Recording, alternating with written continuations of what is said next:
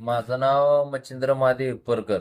मी राहणार तालुका जत, जिल्हा सांगली. माझी समस्या अशी आहे की महिंद्रा फायनान्स मी घेतलं होतं 2 गाड्यावर, आणि एका गाडीचं काय करणार माझ्याकडे हप्ता थकलं होतं.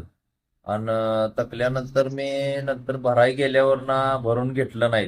गाडी माझी सांगली मार्केट यार्डमधनं ओढली गेली.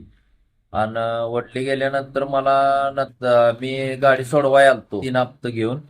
तर एक मागल्या गाडीचं थकलेल्या गाडीचा हप्ता जुन्या गाडीचं भरून घ्या पहिलं, मग ही गाडी सोडतो म्हटली भरून.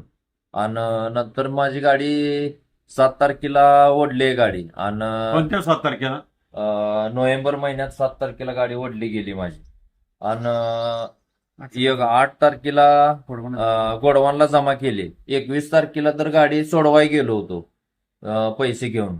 तर गाडीचा निलाव लावलाय म्हणून सांगितलं मला. या व्यक्तीच्या बोलण्यावरनं तुमच्या लक्षात येते की ती अनफड व्यक्ती आहे. अशिक्षित लोकांचा गैरफायदा या फायनान्स कंपन्या हरामखोर कशा घेतात याची हिस्ट्री अशी आहे की याच्या गाडीवरती 2 गाड्यावरती कर्ज आहे. त्यातल्या जुन्या गाडीवरती जास्त हप्ते तटलेले आहेत आणि नवीन गाडीवरती 3च हप्ते तटले. सुमारे मागच्या मे महिन्यामधले 1 हप्ते भरायला गेल्यानंतर त्यांना सांगितलं की जुन्या गाडीचं भरलंच तर नवीन गाडीचा हप्ता भरून घेणार.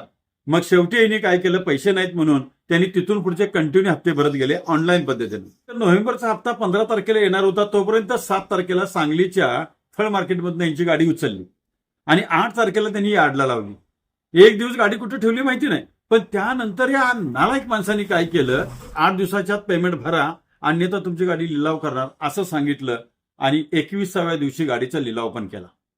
आणि गाडी नवीन होती म्हणून लिलाव दाखवला आणि लिलाव दाखवून या माणसाला मोकळं केलं कामधंद्यातनं.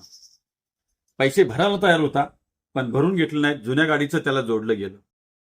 ह्यो जो अन्याय आहे तो वाईट आहे आणि आता आम्ही पोलीस स्टेशनकडे दाद मागतोय. दादी 100% घेणारच. या माणसाला ज्या लोकांनी गाडी उचलून नेली, पंचनाम्यामध्ये यांचे जे साहित्य आहे ते पण कुठं आहे माहिती नाही आहे. पंचनाम्यात त्याचा उल्लेख नाही आणि आज पंचनामा ज्यानं केलाय तो लिहून दिलेला आहे पोलीस स्टेशनला की मी गाडी उचललेलीच नाहीये. मग गाडी उचलली कोणी, तर हा मोठा स्कॅम आहे आणि या स्कॅमच्या तळाशी मी जाणार आहे. याची नोंद घ्यावी. धन्यवाद.